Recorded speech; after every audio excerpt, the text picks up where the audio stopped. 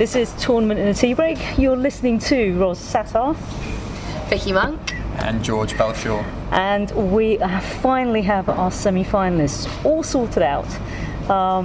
So let's start with le petit pauvre David Goffin and his amazing turnabout against Dominic Thiem. Yeah. Wow. What happened there? It wasn't, but that's just it. It literally was. I looked up and Thiem was like 3-love up, and I thought, oh, started to write. And then the next thing I saw, that set had just gone. I was like, wait, what? Yeah. Did he win? Was it 6 games in a row? Five in a row. Yeah, just came out of, because obviously after his performance against Dimitrov, everybody thought that he was written off for the rest of the tournament, but it was almost like he sort of got 3-love down and then decided, oh no, I don't want to go out like this. I'll wake up now. And I mean, I've seen less dramatic resurrections at Easter on the telly. I mean, it was just I don't know what to make of it, because I went back and listened to the podcast, and there's us like, well, he's got Davis Cup, so really he'll want to be resting up. Obviously not. Well, Thiem's got his football match in Austria. Well, Slovenia, big one. So Austria, that was the big story of the week. So. Uncovered by yours truly. Yeah, I mean, Thiem, we've spoken all about his scheduling all year long, and he just was pretty hopeless, to be honest, today. But he's back on my Christmas card list because it was quick, and it didn't at least drag it out this time. It was a less painful death for him. Well, it's curious to see his comment in press about, no, it wasn't scheduling. At some stage, he and Gunter, or maybe even get rid of Gunter, but at some stage something really does need to change, because much like we were saying about Zverev yesterday, they've made this massive breakthrough into the top 5, or thereabouts, and they're going to be actually ahead of our returning heroes, and they'll want to capitalise on that. Surely, one would think. But I mean, if he carries on playing like that, and much the same with Zverev, they're just going to get spanked. Our favourite word from yesterday. They're just going to get absolutely battered. I mean, something's got to change. I mean, Thiem's never going to admit he overschedules, but it's so blatantly obvious to the entire world that he does. And I would put it down to the coach. I think you've got to take a firmer stance with him. If it is Thiem pushing to do this, which I don't believe it is, then Bresnik should threaten to leave, or vice versa. You know what I mean? Like, you just can't carry on like this. It just gets to this stage of the season and he's utterly useless.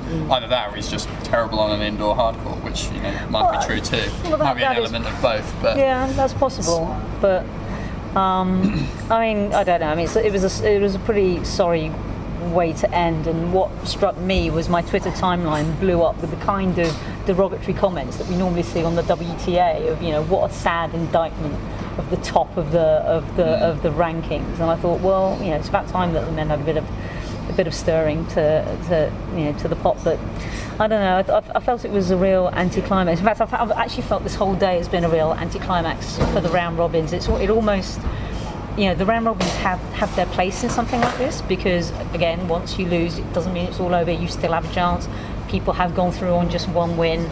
It adds a bit of excitement to the end of the year. But days like this, I feel, on a Friday, and those tickets aren't cheap, I just wonder if it's real value for money out there. Yeah, it's been a bit of a flat atmosphere all round today.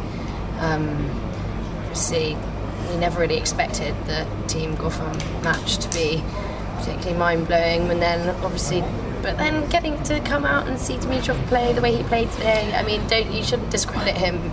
He was playing against Nadal's alternate, but he performed phenomenally. He was, getting to watch him play is a treat for anyone. Well, I think the key is getting to watch him play to the kind of potential that we all believed that he had. It's not like Carreño Busta wasn't trying to in any of it. It was not like he was tanking it. He was trying his utmost. But Dimitrov just shut him down, just kept him, like literally at arm's length. It reminded me of when somebody tall just holds their hand up against someone's foot and they're like thrashing away and they can't do it. That's exactly what it just felt like. It was just, He's always had the ground strokes. He's always been a beautiful player to watch in that sense, but it used to be his serve that let him down. But now he seems to have found his serve. I saw a stat earlier that said he only lost 1 point on his first serves. Granted, he only got 55% of his first serves in, but I mean that says something about how his first serves improved, definitely. I mean, I think it goes to show that you don't have to have a powerful serve a la Sock, for example, where you're going to get lots of free points, provided you've got a pretty consistent serve and very accurate, which today it definitely was. Yeah, it seemed closer to Federer's serving now. So Federer's got a quick serve, but it's by no means the quickest serve on the tour, but it's just how accurate it is and how hard it is to read. And Dimitrov this week, I think, has kind of shown signals of that. He's looked impossibly difficult to play against on serve, and when that ball drops short, he's just dealing with it. We're talking about Zverev's struggles when it was a short ball, kind of finishing good opportunities. Dimitrov's the complete opposite. If you put anything that's not a foot away from the baseline, he's absolutely chewing it up at the minute, and it just suits him so well, this surface at the minute. I think it's been a really, really great year for Dimitrov, and as we've said, it feels like it's been a long time coming, and for Goffin perhaps it just puts his match in perspective a little bit more as well today. Maybe Goffin wasn't as flat as we were all thinking, and Dimitrov is actually just playing at such a level right now that we just have to stand there and be like, holy cow, this guy's good. Sock will be a very different test though. Carreno Busta and Goffin will allow you to beat through them if you're not playing well. Sock will be counter-punching, he'll be throwing punches himself. It'll be a lot more short points, a lot more attacking, random, very fun tennis, I think. But Dimitrov won't be able to find a rhythm. He'll be brought in more, he won't like that. It's going to be a different contest, but if he plays like that today, he could even beat Federer here. I mean, the thing that I've enjoyed the most is just watching that wind-up on Sock's forehand and just not being able to get any kind of read. You've got no idea as he whips it back where that's going to go. I think that's definitely going to be, the pick of the finals. Oh, sorry, semi-finals. And the old man. It was a little bit. What you don't know is that I can see into the future, and the lottery numbers for this weekend. Let's go to the old man. How do we think? He's had a day off, and we saw yesterday that perhaps a day off isn't exactly that great, actually. And he's had these wobbles before, where he's had like an extended period of time before he's back up on court, and he's come out and he's not been great. Yeah, I mean, with Federer, I'm trying to give Goffin a chance here. All week I've been kind of like, Federer's not playing that well. Maybe someone will sneak it out of him. Dimitrov and Sock look fun. Goffin doesn't look like he's going to take anything off him. Like, he did well today, but Team was exceptionally bad. Goffin was solid. Goffin's comments he was basically like, I don't know how to beat this man, and I, funnily enough, suspect he's not going to work that out on a fast indoor hard court. Although, just to pipe in here, George did proceed to tell Goffin in his press conference just how poorly his track record to date had been this season against Federer, which, as you can imagine, Goffin's face sort of fell. Well, I was merely pointing out to him that he shouldn't be too confident off the back of beating Nadal on his worst surface when he's about to face Federer, who's not lost on an indoor hard court this season and is just blowing everything away. And to be fair, Goffin took that fairly well and he said, yes, I'm absolutely not confident. No, and it's good for him not to just think, right, I've beaten Rafa, I can now beat Roger. It is a completely different matchup, and he was saying himself, right, I've faced Rafa on clay earlier this season. Facing him on indoor hard court's a completely different ball game, different match. You take Federer on clay, you'd find it completely different. But Goffin just does not have the game to damage Federer on indoor hard court. That will be replayed tomorrow when he wins this. Well, what cracked me up was he was like, I'm going to try something different for sure. In fact, I've just lifted those quotes, and I'm thinking, but short of stealing Federer's trainers and rackets, What are you going to try that's different? Are we going to see some serving volleying? Are we going to see a sneak attack by David? What are we going to see from him? I don't know. I mean, his knee also can't be ignored, can it? He's not going to be able to start flying and leaping around the court in ways that he's not been previous this week. Bounding around like a deer in the glen. Exactly, yeah. Because I mean, obviously, his knee's still causing problems, which he admitted also in press today. So I don't know. My assumption would be that he would move Federer around a bit more, maybe use some slice, some drop shots.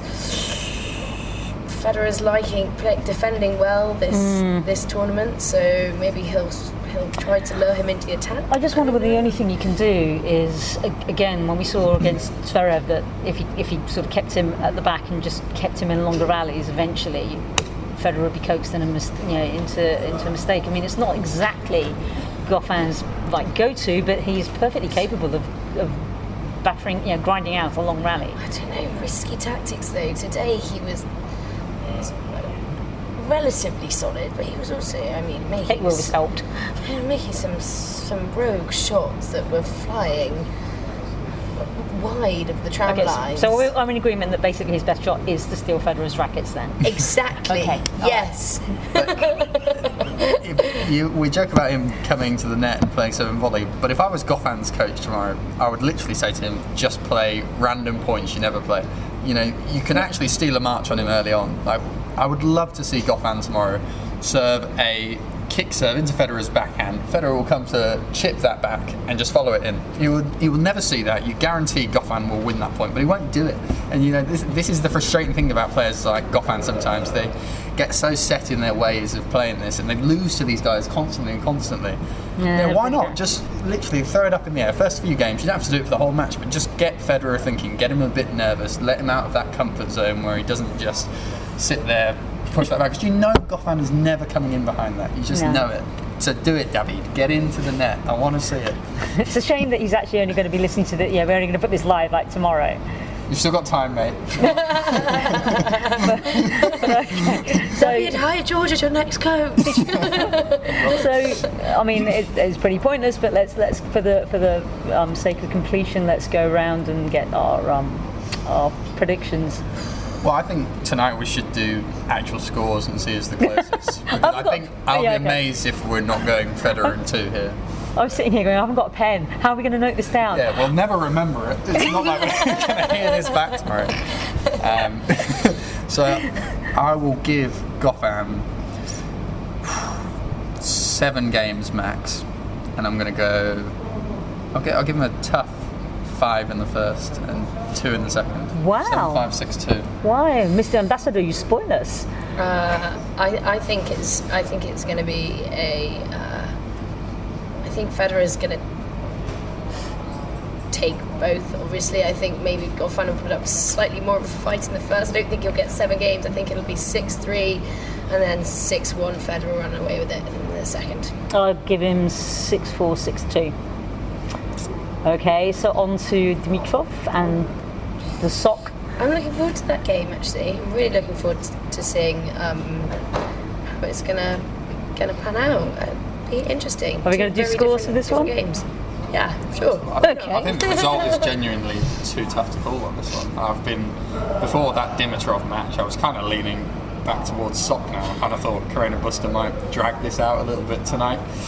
Didn't happen. Now I've swung back towards Dimitrov, but by the time we actually give our scores out, I think I might have gone back to the drop shot king. Who knows? So you're not going to give a score? I'll wait until you guys go. I need a little longer. I'll be the tiebreaker. I think it's going to be Dimitrov in 3. I think 6-4, 4-6, 7-5. So I think Dimitrov will take it in 2. I think there'll be 2 close games, but maybe not all that close. I'm going to use 7-5, 6-4 Dimitrov. I've got my first 2 sets, so I think it's so I've got Sock winning the first 6-4, goes to sleep. Dimitrov canes in the second, 6-2. There'll be a couple of breaks at the start of the third, and then tea breaks, coffee breaks. And then George looks like he's Dimitrov, having a break right now. 6-3 Dimitrov. His hands are in the air. He's calling upon his mystic ball. 4-6, 6-2, 6-3 Grigor. Okay. Sorry, Jack. We really do need to video on the last day so that we don't get our credentials ripped for filming. We really need to film George in his animations, just so that you can actually see what we have to put up with. No, I've got the face for radio. We'll stick with You just stole my line. Okay. Slightly longer. Of radio. a little longer than usual, but hopefully you can tell us if you agree, if you disagree. Tell us who your dream final is. You've been listening to Tournament in a Tea Break. Thank you for listening.